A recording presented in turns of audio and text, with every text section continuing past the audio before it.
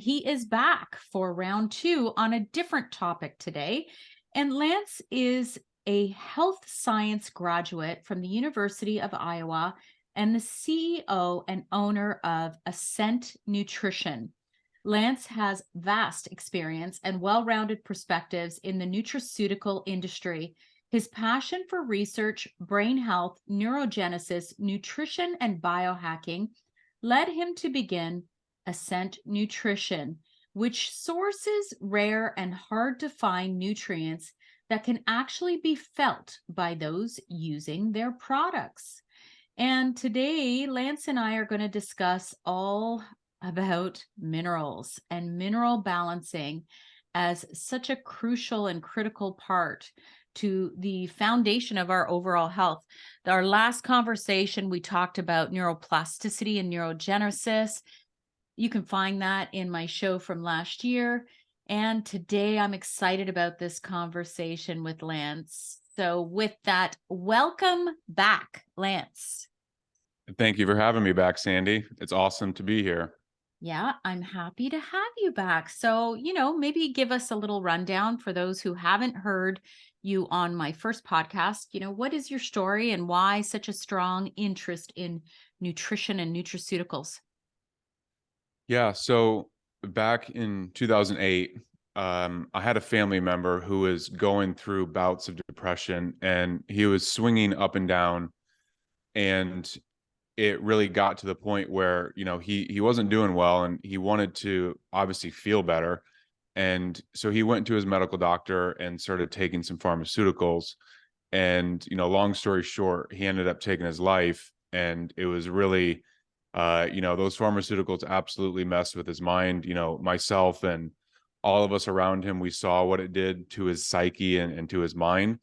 So it was a big wake up call for me and those around me to understand and see, what these pharmaceutical drugs can do. Obviously, it doesn't happen to everyone, but they can indeed, as their side effects say, induce thoughts of suicide and depression.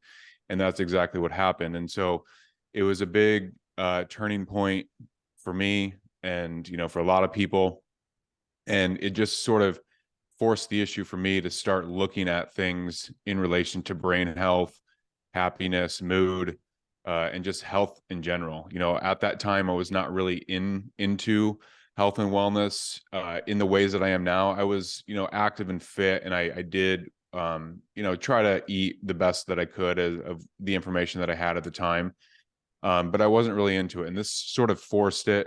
And I started going down the rabbit hole to really discover what is actually going on with health and wellness and, natural compounds versus pharmaceuticals, and how does the body respond to those different compounds and synthetics and so forth. So that was the wake up call for me. And then I went to the University of Iowa and graduated with a degree in health science. But as you know, the schooling system, for the most part, is way behind the times with nutrition, health, and wellness at an undergraduate level. Of course, there's specialized programs that are, continuing to evolve and become greater and greater. But I really took it upon myself to dig deeper and seek out the medical doctors and the researchers who are actually putting out real good information about what is health and wellness.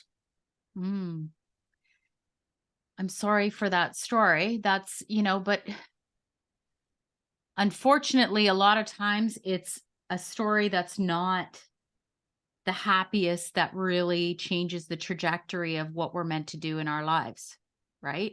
Yes. So I know that you started Ascent Nutrition. How long ago have you started that? Did you start Ascent Nutrition? 2.5 years ago, coming up on 3. Okay. And a big thing of what you do is source. Here's the other issue with nutraceuticals is that people are buying them at Costco or Walmart, and it's not the same as properly sourced, properly made, potency guaranteed nutraceuticals, right? Yes, exactly. A huge difference in this whole industry. Huge. Yeah. Okay. So, we're here to talk about minerals. And the reason I wanted to do this show with you is because I know you know a lot, and I know the importance of minerals. We should start by explaining the difference because people will hear trace minerals, minerals, heavy metals. They're all kind of lumped in together. Maybe let's just talk about the difference between those three categories. Yeah. Okay. So trace minerals obviously imply what the name says. It's minerals that are needed in small amounts, and this is typically amounts that are less than 100 milligrams a day, and often with some of these they're like significantly less than 100 milligrams. So it's smaller minerals that we need to get in the diet in these trace forms. And then the bigger minerals, like macro minerals that we call them, like calcium, magnesium, phosphorus, potassium, sodium. These are like the big ones that we need to get in much higher amounts in the diet throughout our day. So these are, when people think of minerals, often what comes to mind for most people is calcium, magnesium, zinc. And those are like the major macro minerals that we need to get. Metals, on the other hand, they can be trace minerals, but they also have metallic properties. And so they're conducting electricity in that way. And they can also have different physiological effects in the body. So things like zinc, boron, or excuse me, not boron, but zinc is a big one. Iron as well. Just different minerals like that really play huge roles for us in our body. And one of the, I think the most fascinating facts that I've learned about minerals, Sandy, and I think that this is like a good place to begin, is that the human body, it can utilize minerals just with minerals. Okay. Now, vitamins, if there's vitamins present, but there's no minerals present, those vitamins for the most part cannot be uptaken or utilized in the most optimal ways in the cells. Okay. So obviously vitamins and minerals are both important, but you could, technically say minerals are a little bit more important in some ways because of what they're like. We need these in such large amounts and continuously to continue the whole metabolism process. So again, for people that didn't hear that, is we need minerals so much that we could actually do without for a period of time, without vitamins, but vitamins aren't effective without minerals. So if you're taking supplements or if you're taking a multivitamin, you should hope and you should definitely include minerals in there because those vitamins won't work as effectively without the minerals. Yeah, because they're I always say they're the foundation, right? You need the minerals first in order for everything else to fall into place, right? Does that make sense? Exactly. And then there's crossover, right? Like you talk about metals. So like iron can be both good and bad. And then there's, like people think, oh, metals, bad, bad, bad, but not necessarily, right? Right. But they can Yes. become toxic.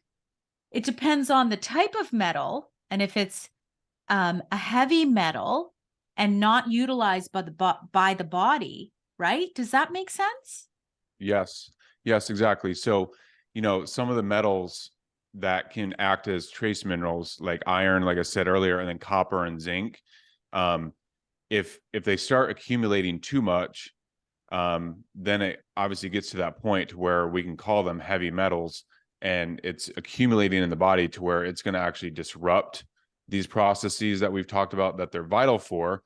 And so it's just like that balancing act, like with anything in nature. Too much of a good thing ends up being a bad thing. So, ensuring that we get the minerals in our diet and these, micro minerals that we might also call, trace metals, getting these in the diet help to optimize our lives and the human physiology in so many different ways. And there's also ways that we'll talk about later to where you can actually complex these trace minerals and some of these metallic metals and actually bioconvert them into organic minerals that the body can use. But that's, a sort of different topic as we get into that. Okay.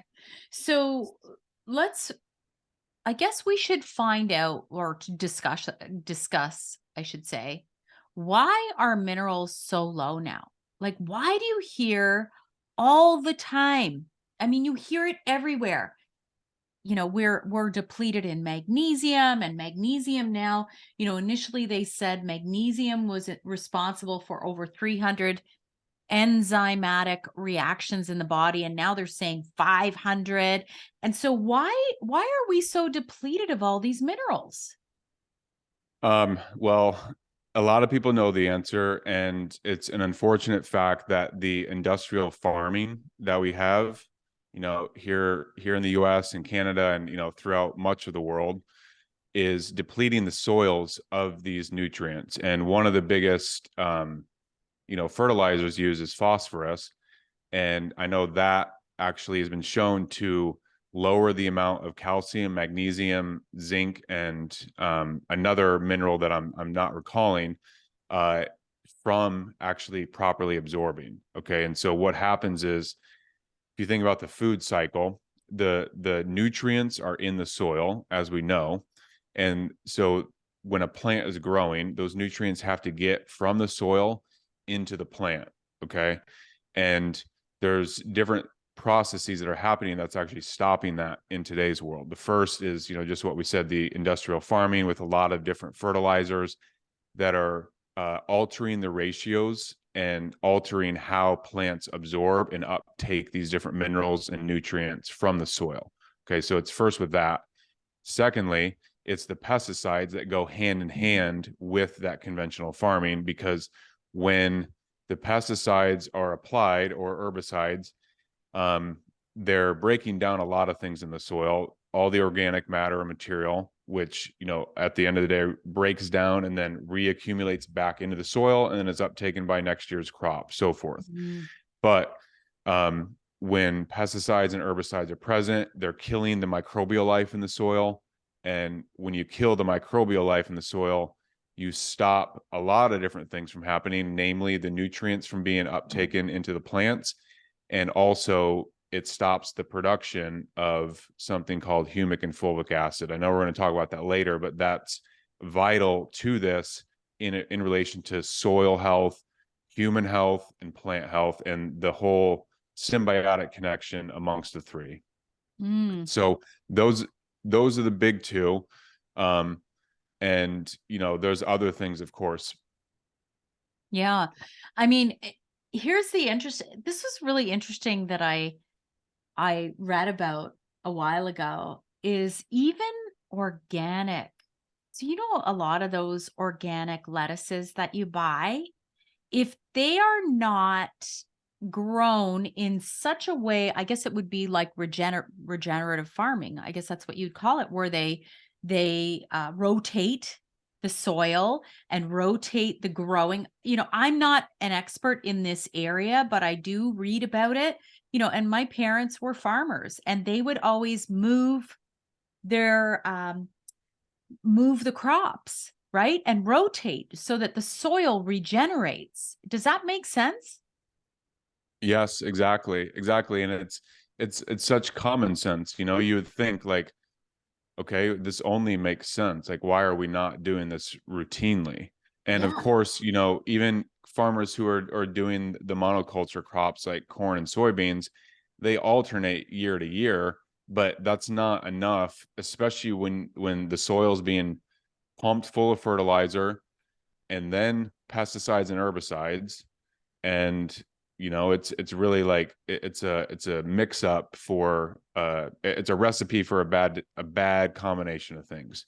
Um and there's another thing too that I think is important to bring up on the topic of the pesticides and herbicides, which is glyphosate, Roundup. Um you know the prevalence of that has caused so many issues that we know about. It's led to things like cancer for some people, and even the courts have sided with some of Yeah. these people in the cases. Um but particularly what happens with glyphosate is that it shuts off, or it stops a sequence of events called the shikimic acid pathway, or shikimate pathway, shikimic acid. It's all interchangeable. And what this is it's a 7-step metabolic pathway where amino acids ultimately are produced in other compounds. And, these things ultimately end up for us as humans turn into neurotransmitters, thyroid hormone, CoQ10, different things like that. And so, as we've heard and we've seen over the previous years, the prevalence of glyphosate has caused gut issues to go up tremendously, depression and neurological issues to go up. Obviously, it's not just Roundup that's causing this, but it's a major aspect. It's the interplay of everything. Huge. Yeah. Yes, but we know that glyphosate literally shuts down the 7-step pathway that's important for life, for so many different aspects of life on this planet. Even though we as humans don't have the shikimic acid pathway within us, within our cells, we as humans, we know we're actually more probiotics or more beneficial bacteria or bacteria in general than we are human. Like there's Yes. more bacterial DNA than human DNA. And so it's the logical, step one, step two of, okay, well, if shikimic acid is not being produced by these different compounds, and ultimately these microbes are being destroyed at the end of the day because of the glyphosate, and life can't continue to proliferate, then if we're consuming foods that don't have this in there and it's shutting down this step, then we aren't getting all those amino acids. We aren't getting all the nutrients and the minerals that should be in these plants. And then what that leads to is exactly what we're experiencing as a society today, which is, in some ways a huge decline in health. Mm-hmm. Also, there is a big, growth and awareness that's taking place with health. And many people are becoming healthier because of the knowledge that's circulating. So it's kind of a balance that's happening, but the mainstream Western model and then the big ag, it's so well tied together. And I mean, it's a very easy puzzle to piece together once you see some of these things. Yeah. And then when you watch okay, listen, don't get me wrong. There's a lot of, bias in a lot of these documentaries, but I remember watching a documentary about glyphosate and just watch it, like, what does it do to these insects? It literally tears their gut apart. Right. So if we think logically that it's not going to do anything to us, right? Like, it's going to do something. And you just explained it scientifically. So let's get to a question like that a lot of people want to know, which is, what are the most important minerals in the body and why do we need these minerals? Okay, there's a lot. Don't get me wrong. And there's a lot that are kind of overlooked and never tested, which I'll get into a little bit of my own discovery. But what are these most important minerals that we're often deficient in, and why are they so important in the body? Yeah. Okay. So one of the major ones, calcium, and obviously people know about that. But I'm going to share some things on the calcium that's really not that well known. So, okay, if you think about calcium, I'll answer your question first, and then I'm going to share some things about Okay. this. So, calcium, why? Nerve transmission, proper cardiovascular health, detoxification pathways, neuronal health, bone and teeth health, obviously, and just many different things that interact in the body. So, calcium is actually in from some medicine viewpoints, calcium is the most important mineral because every mineral in the body, even all the trace minerals, end up at some point interacting with calcium. So there's this chart that I've seen before where basically every interaction is shown amongst all the minerals, and everyone ends up coming back to calcium in some way, that it's dependent or needs a calcium in some way. So Mm. calcium's huge and important. We know that you can take calcium supplements, but often you're told that you need to take it with other nutrients. And why is that? Well, calcium carbonate, as like the rock form, can actually get stuck and deposit into in the cardiovascular system, in the red blood Yes. cells, in the circulatory system, and cause plaque buildup. So that's why it's often said you need to take it with magnesium, zinc, D3, K2, etc. Mm-hmm. Now, what what ends up happening is that calcium in the body needs to end up being converted into an electrophysiologically active calcium. So like an ionic calcium, you could call it. And that's the actual form of the calcium that the body needs, not the calcium carbonate. The body can't do anything with that. It actually has to transform it into an electrically conductive calcium that has energy and vitality, and not just a dead rock form of inorganic calcium. So, that's some information around calcium. Obviously, that's a huge one. Magnesium, for the reasons that you had said earlier, Mm-hmm. 300 to 500 plus biochemical reactions. We need it for proper muscle function. We need it for things just like dealing with physical stress or emotional stress. Yes. Um, Sleep. Iron, obviously, yes, sleep. But what's one thing that I always say, and I've said this to clients, anytime they feel anything tight, tension, stress, pain that's like just like that tight pain, muscular pain, anything like that, that right there, people, is your sign that you need more magnesium right there, right? That's a Yes. simple way. How many of us feel that way after a workout, right? Ding, ding, ding, more magnesium, right? Yep, exactly. Exactly. And things like iron, that's obviously a big one. So many people deal with anemia and, poor blood flow. Iron is needed, obviously, to carry oxygen with the red blood cells. And where there's oxygen, there's life. So those are some of the big ones. Another one is iodine. That's another one. It's a small mineral. It's a trace mineral that we need, but that's a huge uh, vastly underestimated and vastly under talked about, Yes. and under promoted nutrient that we have to get in the diet, iodine. Yeah.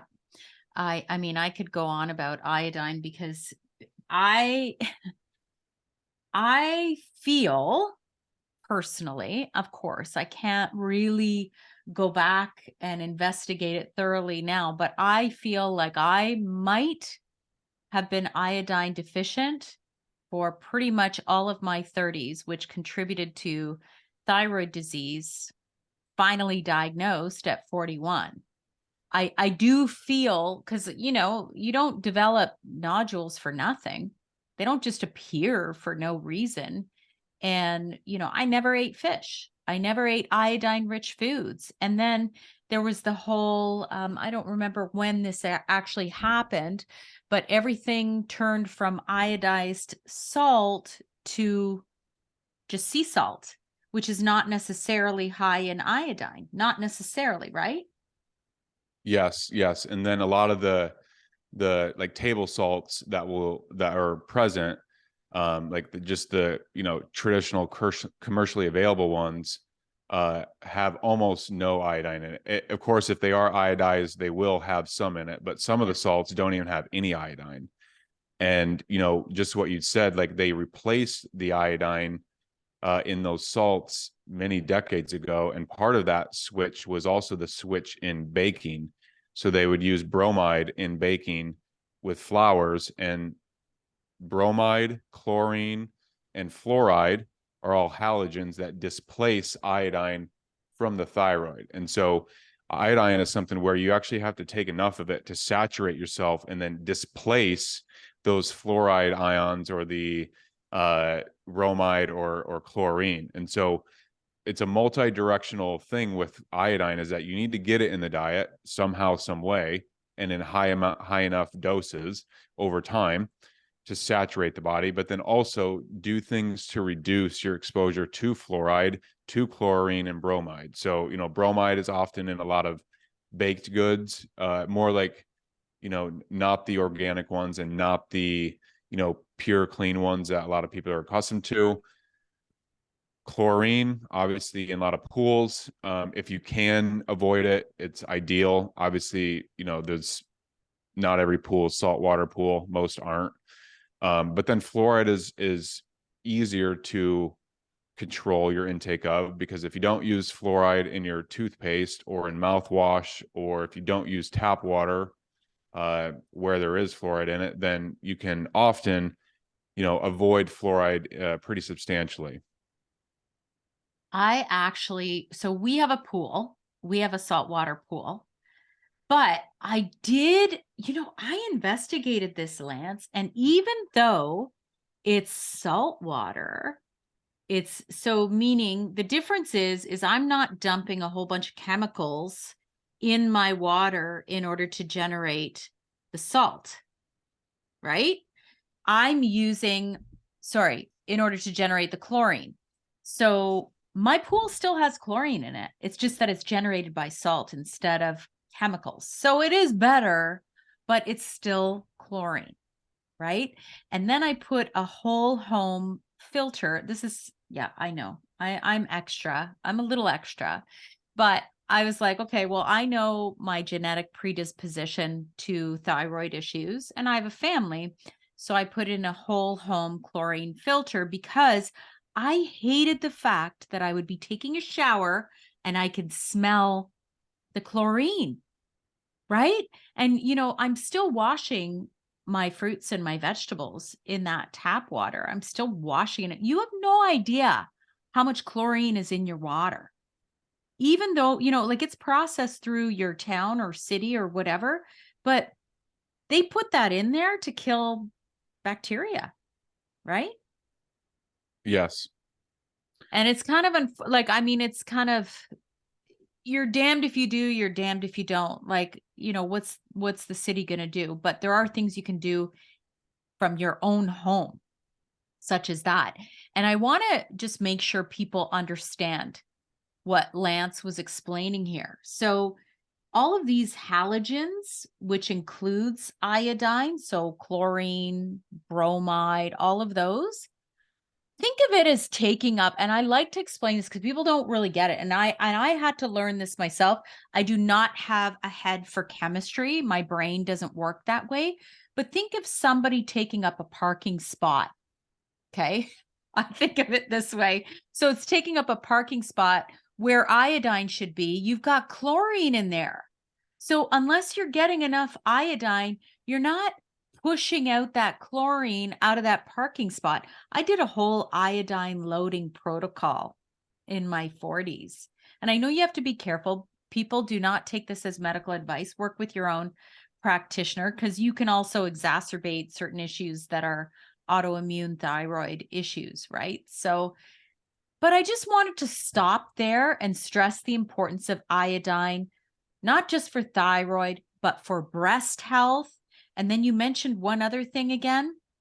Yeah, for the brain. Yeah. And I'll say something about the breast health too, because this is a really useful fact for people, which is, I think it's Japan, that country, that they've done, many different studies on iodine and cancer rates. And I think what they found was that the average Japanese person consumes about 13 milligrams of iodine per day based on their seaweed and seafood consumption. And that 13 milligram dose is what, they're doing a huge meta-analysis and looking at cancer rates and all these different things. And the breast cancer rates were like nominal, like almost nothing Yeah. as compared to the rest of the world. Same with a few other cancers. There were actually the same prevalence of cancer. I think it was prostate. I can't quite recall. This has been some time since I read this, that the prostate cancer or whatever it was actually on the same levels as, really the rest of the world. And so what they found, and what they really were discussing in this study, was that the iodine is very protective for many different types of cancer, yet maybe not every single one. But the point was, it was almost every single one. And that was their big point, was that it wasn't every single one, but it was dang close to every single one, and absolutely breast cancer. So, on that note with iodine, something with that is that we need to get this in the diet for, all the reasons we've talked about. But another reason is that iodine is a needed component in actually building something called the myelin sheath. And the myelin sheath is this sort of fatty substance that insulates or wraps around neurons, and it actually helps in the neurotransmission of the signals from neuron to neuron. So think of it as just like insulation around copper wire or any sort of like wiring device so that electricity can move through it. That's exactly what the myelin sheath does. And iodine is 100% needed for that. And iodine has also been shown to upregulate neurogenesis and via upregulating nerve growth factors specifically. Wow. Okay. I mean, and here's a connection for everybody listening.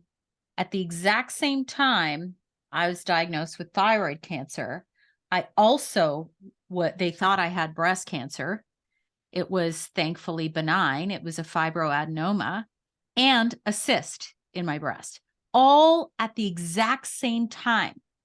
So, what's one correlation we can make? Well, I was low in iodine. There you go. So iodine's really, really important. Now let's get into testing. So people are going to go, well, how do I know? Okay. I'm going to say, listen, I eat a whole real foods diet. I buy organic when I can. And I eat animal protein. I eat clean. I eat pasture raised, grass fed. I do all the things. And yet, I can tell you that my minerals are still not perfect. So let's first start. And I'm going to say this is why you can't say, oh, well, I don't need to supplement, because we went through all the reasons on why we are depleted, even if you eat a whole real foods diet. But second, let's talk about, how do we know? What are some of the ways that we can actually test? Because I personally know that blood is not a good way to test minerals. What are your Yeah. thoughts, Lance? Yes, and I'll be honest, Sandy. I think that you're more of an expert on the testing side of things, but I will say that the three major sides of testing. First, the blood, which as you said, it's not very accurate and not really a good way to do it. There's urine testing, and then there's hair analysis testing. So those are the different ways to do it. The hair analysis is more of like what's present in your body over an accumulated period of time. So like the past 3 or 6 months. Mm-hmm. I think that's probably the best way, but I honestly defer to you on this, Sandy, of what is the best way to actually do this. It depends on the minerals. And I do know that urine, and usually, like, so for example, there's a few, like, and it depends on the minerals. So iodine, what's interesting is, you get a lot of people in the natural space who will do the painting method. Have you ever seen that, Lance, where they Yep. paint, like, well, here in Canada, we say a loonie sized. Um, in Canada, we say the size of a loonie on the wrist of your hand. And then it should, if you're not deficient, it should stay for about 24 hours. However, there's a lot of limitations to that test. Are you hydrated? Did you go in the sun? Did you go in the sauna? Did you go swimming? There's Yeah. so many limitations to that test, and it's not reliable. I would say that's the least reliable for iodine. And from my understanding, urine over a 24-hour period is a really good way to test a lot of minerals. This is Yes. my understanding. Yes, and that's what I've heard specifically on the iodine. There's one doctor, I'm sure you've heard of him, and many of your listeners too, Dr. David Brownstein or Yeah, I've heard of Brownstein. them. Yeah. He's a good resource on iodine, and I think that the way that he was testing was doing a loading phase and then doing urine testing like Yes. 24 or 48 hours later, and seeing how much stays and how much is kicked out. Yes, exactly.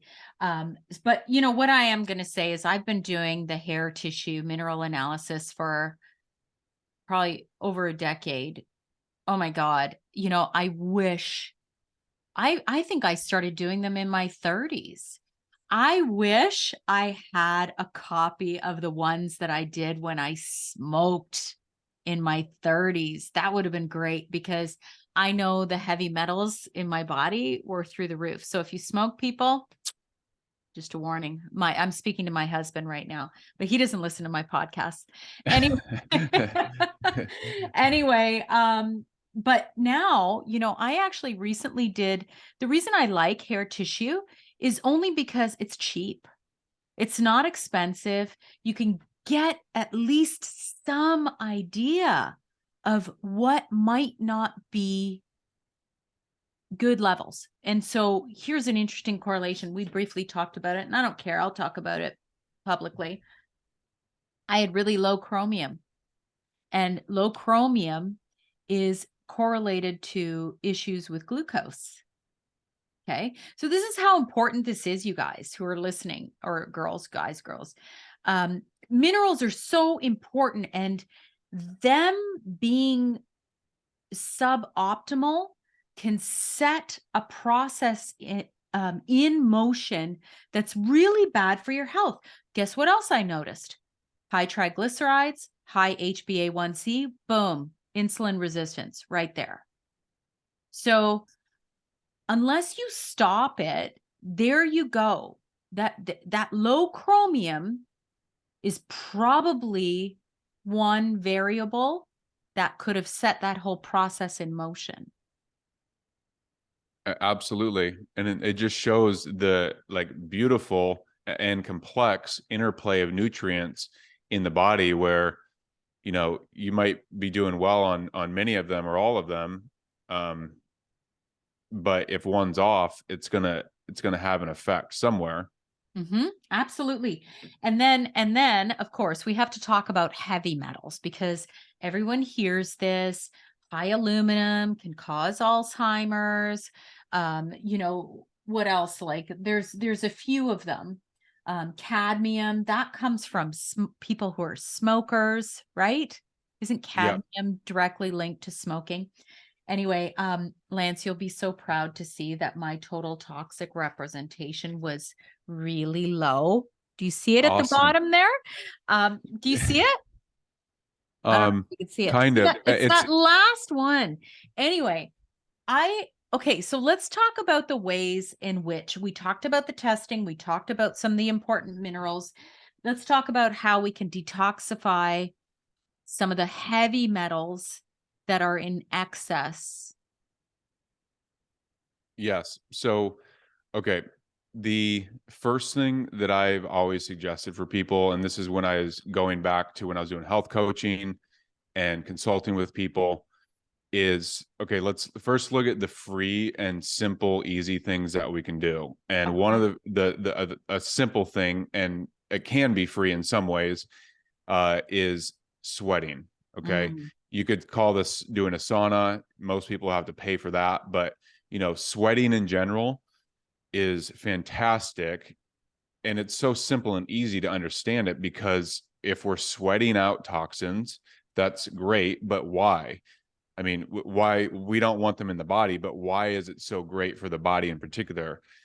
One of the main reasons is that when we're sweating out toxins, we take the burden off of the liver to have to detox and clean these metals out itself. Okay. And so it's basically like just lightening the load, so to speak. Okay. Because we've all got metals in us, we've all got toxins in us. Everyone's varying to different degrees based on, lifestyle factors, food, all of it. But we all share the thing in common where if we can sweat and sweat toxins out, it doesn't really matter how much. We're going to be helping the body, not only in the ways that heat exposure does, but because we're getting rid of some of these metals and some of the toxins in the body. So that's the first thing that I suggest. And actually, this is something that someone with Lyme disease actually told me about. They didn't have access to a sauna, but they knew how powerful and important sweating was. Like their life was on the line and they were willing to do anything they could. So she would go and sit out in her car in the summer and with the windows up, and she'd make sure she was safe and someone was around, but she'd sit in there as long as she could. and sweat and use that as a sauna. So Mm, obviously if someone's going to do that, exercise extreme caution, but that can be a way to do it. Also exercise, of course, that's the easiest way to sweat, yes. or one of the Yes. easiest ways.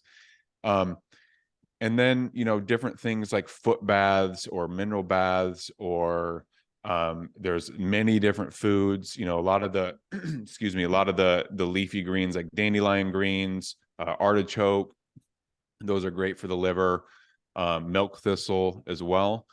But then there's many different or there's some compounds out there that can actually bind to some of these heavy metals and actually chelate them. And one of these things that I have suggested for the past now 9 years, because this is when I discovered it, is something called fulvic acid. And, this is different than folic acid. It's not that, B vitamin, it's fulvic. And that is the end result of decomposed organic matter material in the soil over a period of hundreds of thousands or even millions of years, broken down into the substance called humic and fulvic acids, that in soil chemistry, they are the actual responsible mechanism for getting these nutrients into the plant cells. And then when we consume the plants or the food or whatever it is, we're getting those nutrients in. So fulvic and humic is the transporter of nutrients, and it does way more than that too. But on the heavy metal detoxing aspect, it's known that fulvic acid can bind to cadmium, mercury, and lead specifically, many others for sure, but those ones for sure, and actually chelate them and pull them out. So Safely. they'll safely, yes, safely. And of course, with any detox strategy, you need to be very careful with it because, as you know, and just like what you said, Sandy, safety is most important.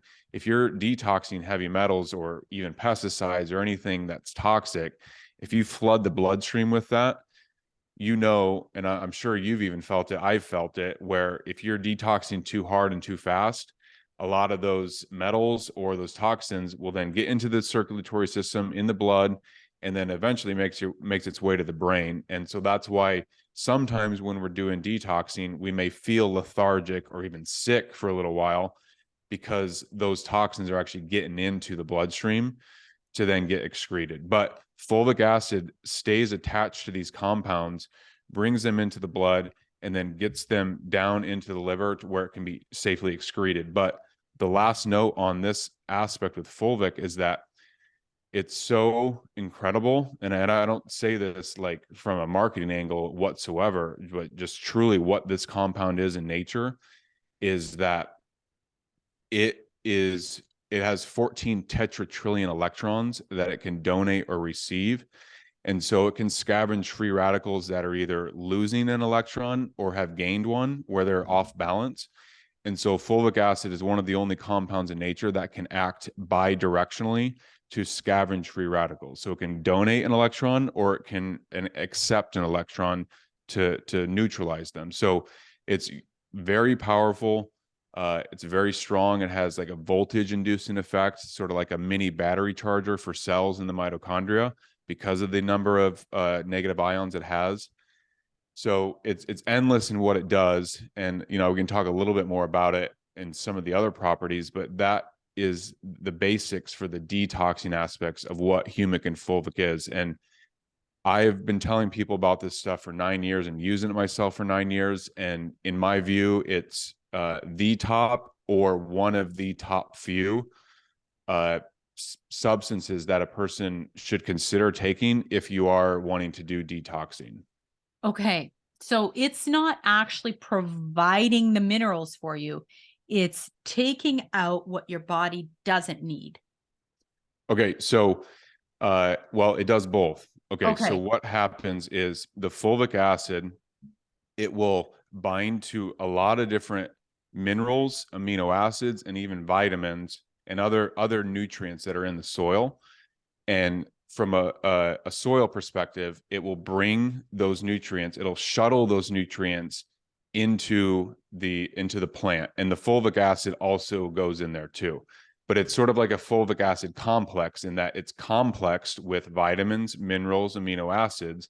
And so this is why when you take a humic and fulvic acid supplement, you're not just getting the fulvic and humic acid, you're getting, these different nutrients that we've talked about. And so because it's coming from the soil, the fulvic and humic, and depending on the source, you're going to get varying amounts of these different nutrients in it.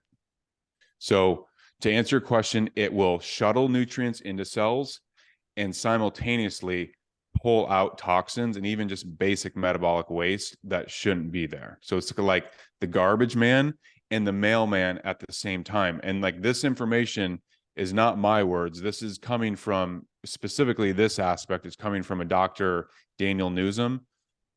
He's a naturopath and he's done an enormous amount of work with fulvic acid and with some serious conditions on people. The FDA came after him for what he was doing because he was helping people and treating and curing people with, a lot of the different things that he would do. But fulvic acid was his main protocol that he would use for a wide range of things going on with his patients specifically. Okay, so I know we can't make medical claims here. So anybody who's listening, we're not making medical claims, but why would you need this? Like, so for me, I know I'm pretty healthy and I know that my metals are pretty low, but I can't speak for some people like my husband who smokes, right? So why would you take this? Why would someone would you do like a month course just as like an annual cleanup if you're like me? Or if you're like somebody who smokes, would you do it more regularly? Can you take it every day? Like, I don't know enough about it. Yeah. Okay.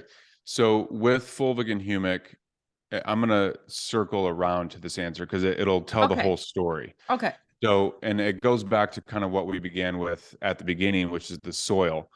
So it's not in the food like it should be. I mean, it is in the food a little bit in some organic produce for sure, but it's the fulvic and humic is not going to be all that present in conventionally sprayed crops.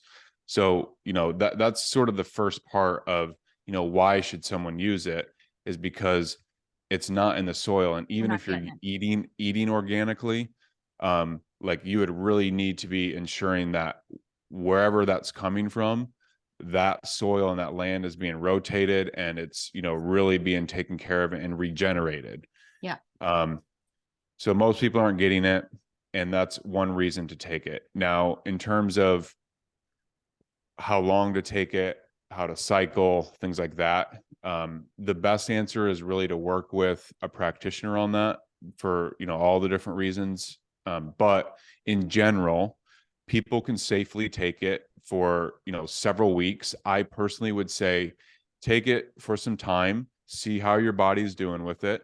If you feel like you're doing well and you're feeling better, you have more energy, more brain health, or more cognitive function. Those are some of like the benefits that people will feel. Then you can safely continue with it. But as with anything, it's good to cycle on and off. Mm-hmm. Um, this isn't something where you need to do like a strict cycle per se, but you can. Okay.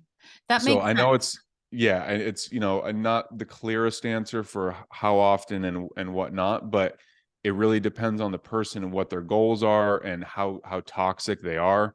Because with fulvic and humic, it is extremely powerful stuff, and like really any company who's selling it, if they know what they're doing, will tell you start off slow and kind of build into it because it will pull out heavy metals and it will bind to those metals and chelate them.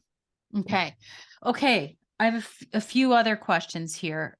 Now, how would you compare? I know it's not the same product at all. I'm not comparing the products, but the process. So a lot of people will take activated charcoal as, a chelator, right? But Yep. activated charcoal basically does a sweep, and I always warn people of this. It does a sweep of everything in your body, good and bad, right? Yep. Yep. It's not a balancer. It doesn't Right. balance. It literally just takes everything. It's like a magnet going through your body for everything. So you have to be careful you're not taking it around other nutrient or nutraceuticals or medications. Does this kind of do the same or no? Because you're talking about donating, like transporting electrons. Like, I need to understand this better. Yeah. Okay. So with the activated charcoal, just like you said, it's going to pull out really pretty much everything. Um, and one of the reasons is it's high in actually carbon and high in hydrogen, and the humic acid is actually high in hydrogen and carbon as well. And these are not that has more of a sweeping effect and just sort of attaching to things and pulling things out. Yeah. Whereas the fulvic acid is actually a compound within humic acid, so it's a much smaller compound. And so fulvic acid, what it does is it will bind to different nutrients like we've talked about and shuttle them into the cells and pull out waste at the same time. But to answer your question, like why and how, it's honestly just the intelligence of what fulvic acid is. Like, I'm sure that there's an electrochemical reasoning behind it that we could explain, but it's basically having to do with the electrons that it's donating and ensuring that things aren't just getting pulled out and just getting scavenged, but nutrients can get in where they should, and then certain detox or certain toxins are getting pulled out. So it's not like the fulvic is attaching to everything and just yanking everything out. It's attaching to things and it's putting nutrients where it should, and it's pulling waste where it should as well. So, it's very a person really has to just kind of take my word for it, so to speak, but you can look this up and find all of it, that this is literally what fulvic acid does. And it is this intelligent to be able to do this. There's this quote that kind of summarizes what fulvic acid is. And this came from a soil scientist, William Jackson. And I've literally got the book right here, where I'll paraphrase the quote, but he basically said, and this was 4 decades ago, that if the creator wanted to show us miracles and show us the miracles of nature and basically pull rabbits from a hat, the creator or God did a great job in the design of fulvic acid, because it's doing so many different things. That is so cool. Yes, yes. And it's like it goes along with those things where we hear, well, it's not a miracle drug or it's not a miracle product. Of course nothing is. And he's not saying per se that it is, but he kind of is. In terms of soil science perspective, it is the grail of what is needed in the soil. Like if you give this stuff to your plants will become healthier. There's a lot of great research done, like at Los Alamos, like huge research institutions across the world, where they're using these humic and fulvic acids for soil and plant health, and the yields and the growth and the abundance of them are massive. And I mean, I've seen some of these things firsthand, some of these studies and the results of them growing cotton, and like it's unbelievable how big the difference is in using humates and fulvic acids in the soil. That's amazing. Yeah. And so it's like, again, with us, okay, the soil, the microbes in the soil, the balance. If the soil gets it and the plants are doing well, what do you think is going to happen to us humans, where our microbiome is our gut?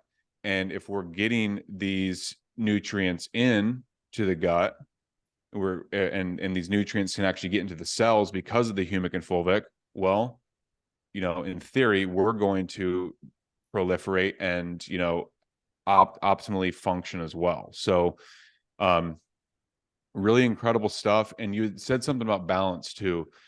Fulvic acid can bring certain pesticides to what we would call like a balance. So it will actually neutralize some pesticides. Paraquat, fulvic and humic acids have been shown to literally neutralize and render harmless, and it just bioconverts it back into an organic substance that the soil can then use. There's some radioactive substances that fulvic acid can interact with, and then it will neutralize that as well. Now it's just some of them. It's not all pesticides and herbicides. It's not all radioactive isotopes or, radioactive substances, some of them.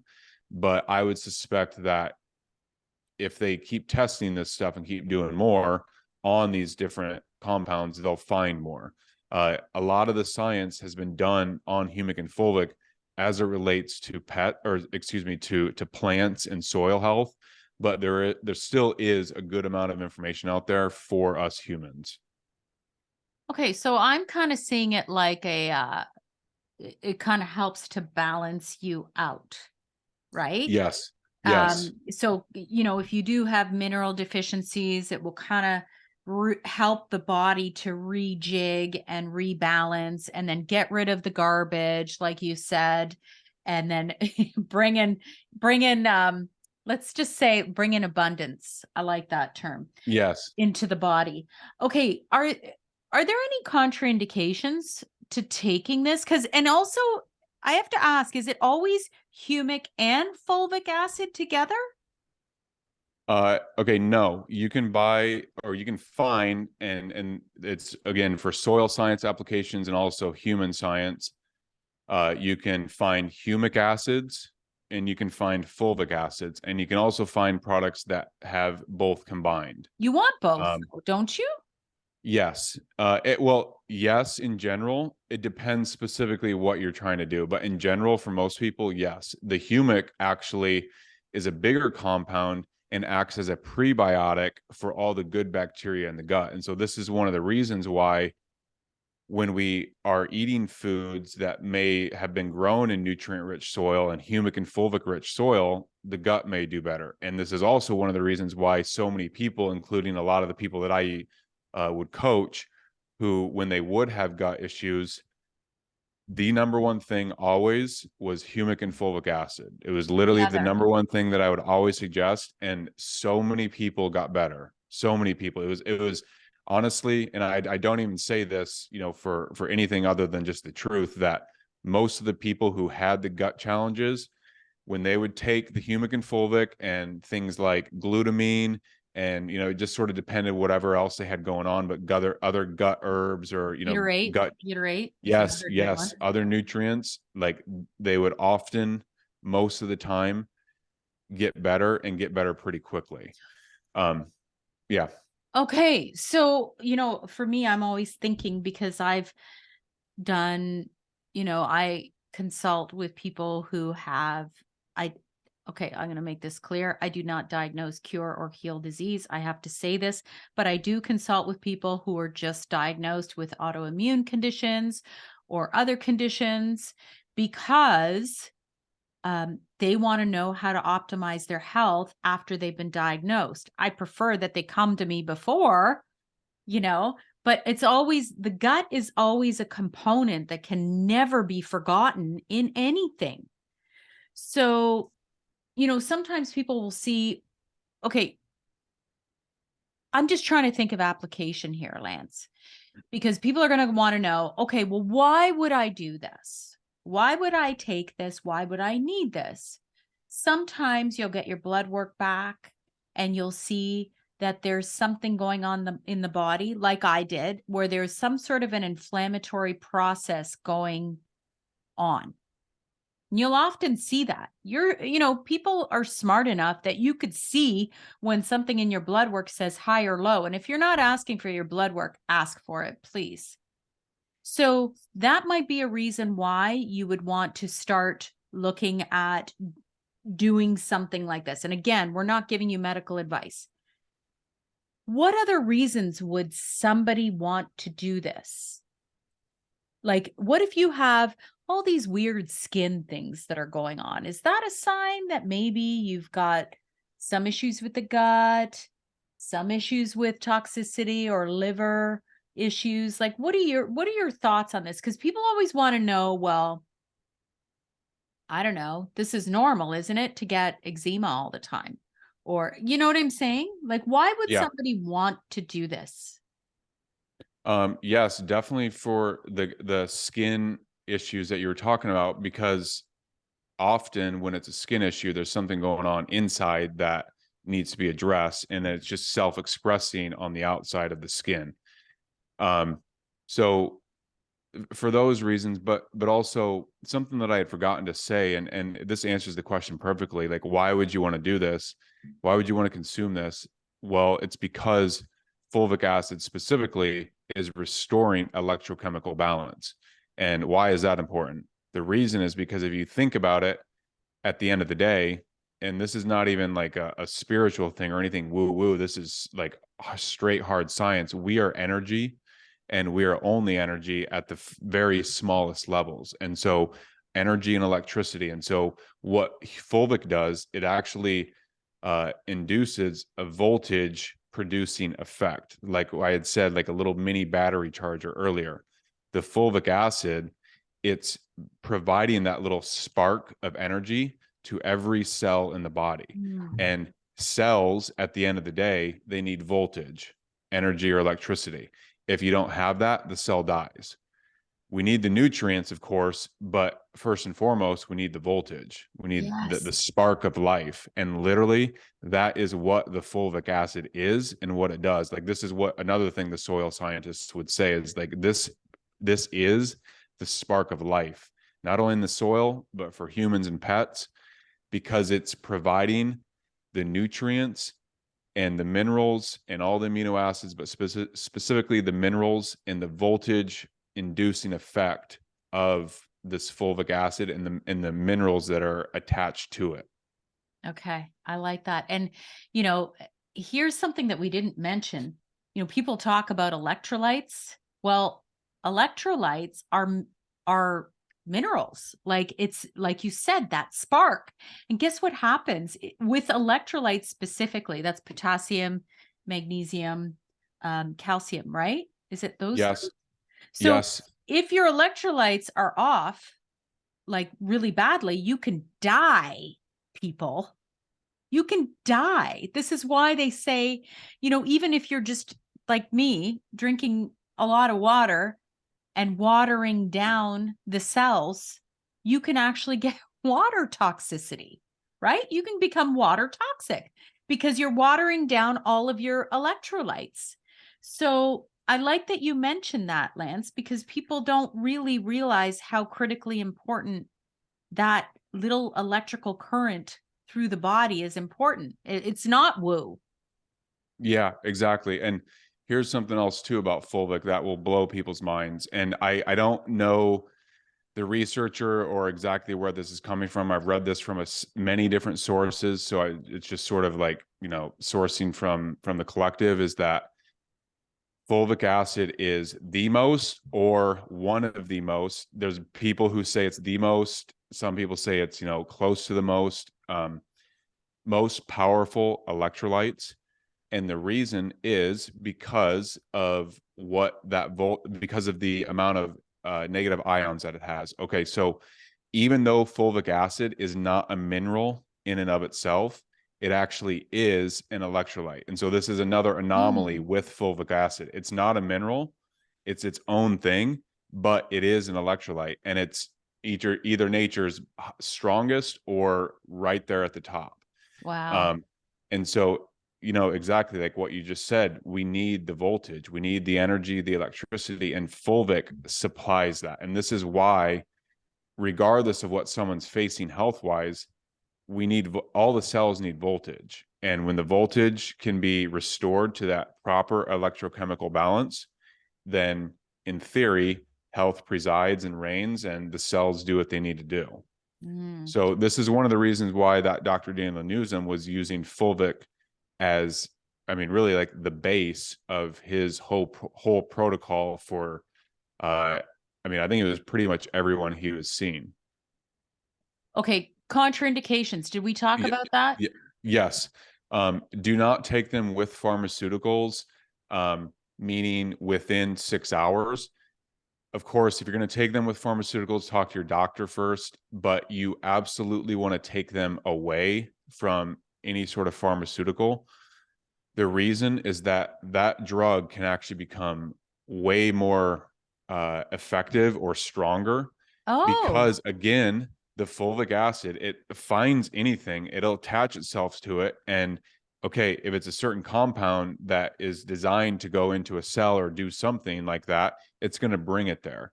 And so it can actually attach to the pharmaceuticals, Wow. get them into the cells even quicker and more efficiently, and have a stronger effect. And so this is why, again, a lot of people who, or practitioners rather, and doctors who do suggest fulvic acid, is they'll ensure you're not taking it with, a drug that might, like push you over the top, so to speak, with the Like effects. me, I wouldn't take it with my thyroid meds, or I can become hyperthyroid.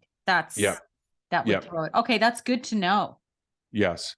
Yes. And I mean, the hours may differ from doctor to doctor. I would, again, anyone talk to your doctor specifically, but what I've read is at least 6 hours apart from any drug. Okay. Anything else? Um, no, not that I know of off the top of my head with that. There has been some talk about not consuming it directly with iodine, but also again, like taking it a few hours apart.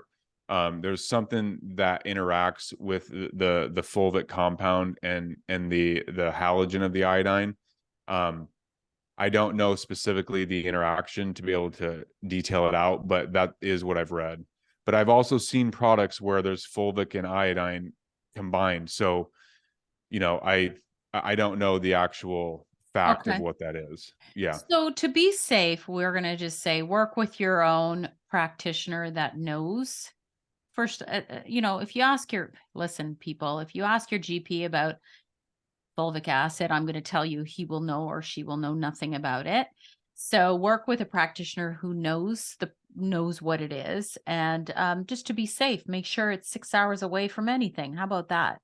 Yeah. Um, okay, we didn't even have a chance to talk about iodine.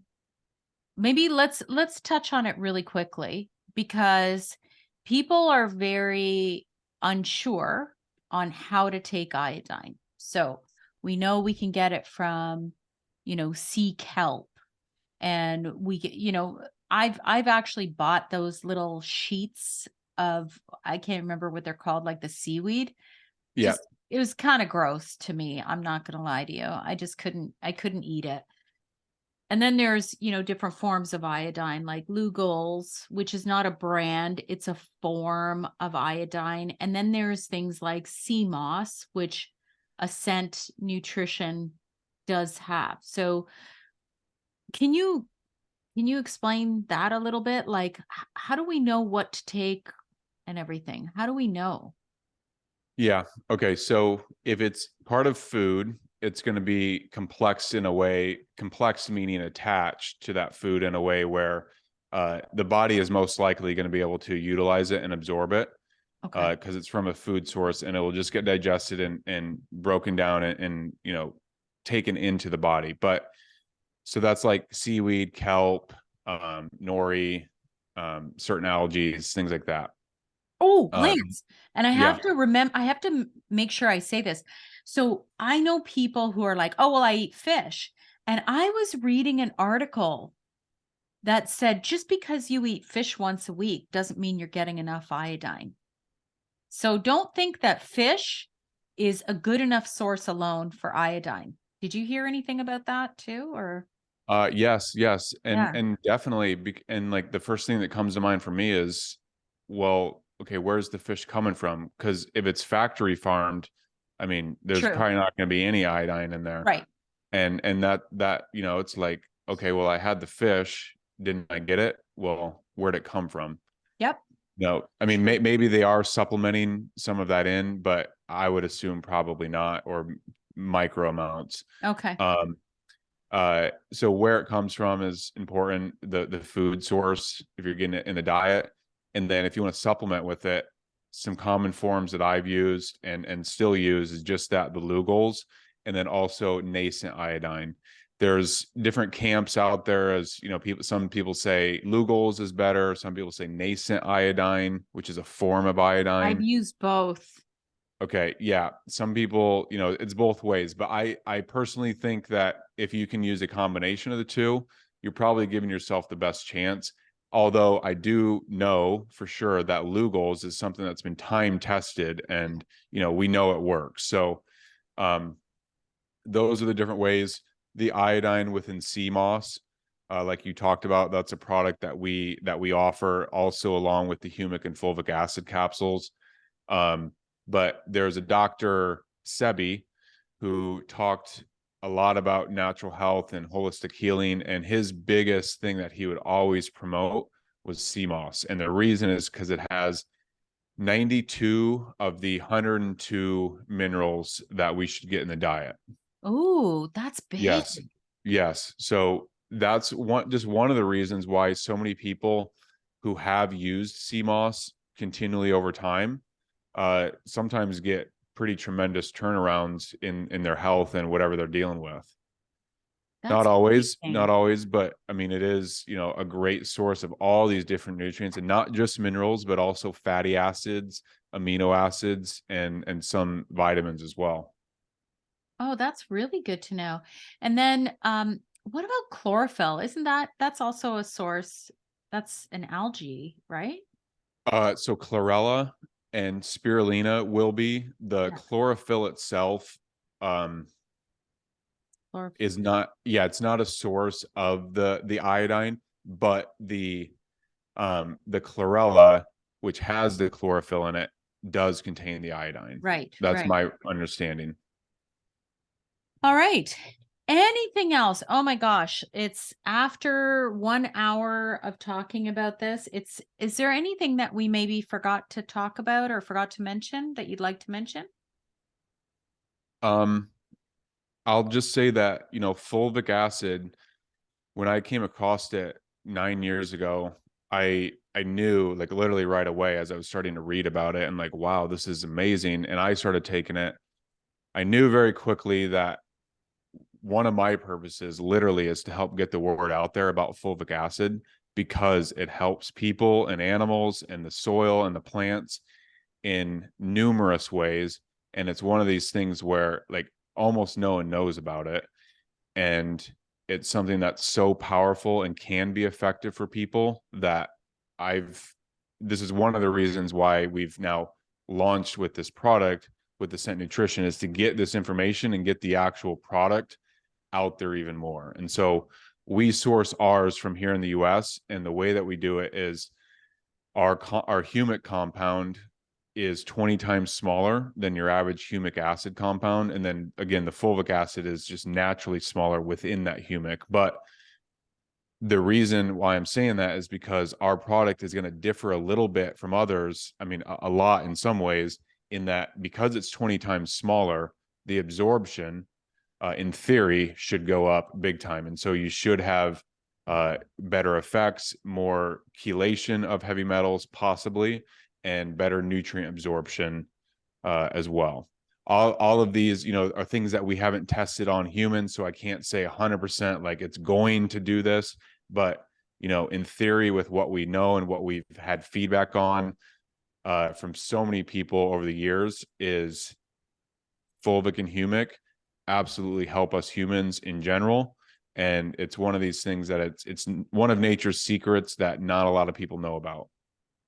And just because my brain is turning as you're saying this, and I'm thinking, you were talking about interactions. Like, I'm just thinking, unless you're taking medications before bed would be a great time to take it. Is that right? Would that be right? um so you can, often there's an energizing effect, not a Oh, caffeine then effect. no. Yeah, Yeah, that's a no. not yeah, not caffeine, but a good, like, just a good cognitive effect. Like, we've got Oh, reviews on our website, and you can see people, and they're all real. We don't pay for reviews. They're all real. And there's a lot of people who feel the cognitive enhancing effects, the gut health effects, and just more of like the energy uh upregulating effects from the humic and fulvic. Those are like okay. the big three that people feel. Then not before bed, people. Yeah. Forgot I said that. Okay, perfect. Where can we find you, Lance? My website, lanceschuttler.com. I'm on Instagram and YouTube. And then Ascent Nutrition. I know that you've got a link there as well. And you can find us there on that website. Go Ascent Nutrition. The brand is Ascent Nutrition, and we offer some of these products that we talked about, and many, many others too. Perfect. Thank you so much, Lance. This has been such a great conversation.